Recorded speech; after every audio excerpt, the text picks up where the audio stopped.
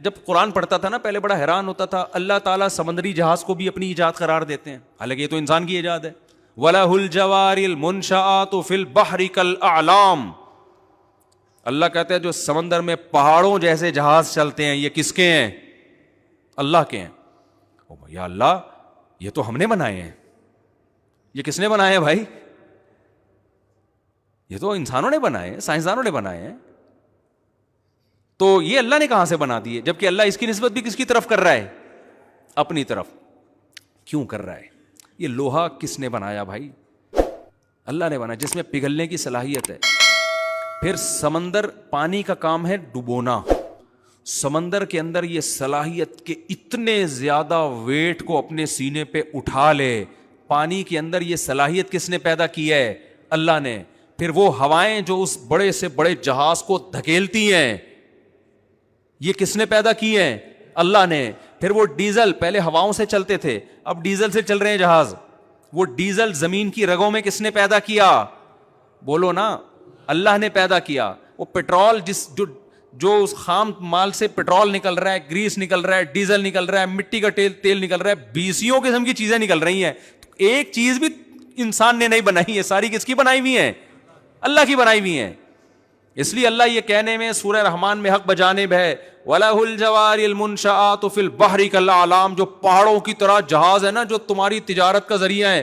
اگر یہ سمندری جہاز نہ ہوتے اتنی مہنگائی دنیا میں ہوتی, اتنی مہنگائی کہ آپ کی سوچ سے بھی زیادہ.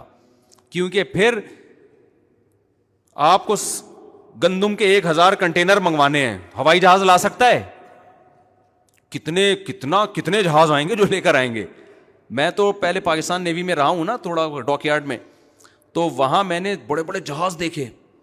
ایک دفعہ ایک چائنا سے جہاز آیا, ہمارے لڑکوں نے کہا بھائی بہت بڑا جہاز آیا. میں جا کے دیکھا تو یہ کنٹینر ایسے لگ رہے ہیں جیسے ماچس کی ڈبیاں نہیں ہوتی, جیسے بچوں کے کھلونے ہوتے ہیں نا ماچس کی ڈبیا, اتنے بڑا کنٹینر, اتنے بڑے بڑے کنٹینروں سے جہاز بھرا ہوا ہے.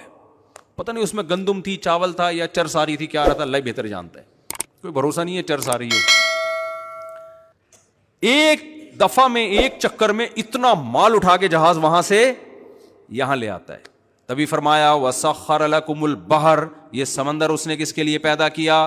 تمہارے لیے. اگر یہ سمندر نہ ہوتے خشکی پہ تجارت بہت مشکل ہو جاتی, کیونکہ خشکی پہ آپ کے وسائل, کیونکہ مشین کو دھکا دینا زیادہ مشکل ہے, اس میں انرجی زیادہ لگتی ہے.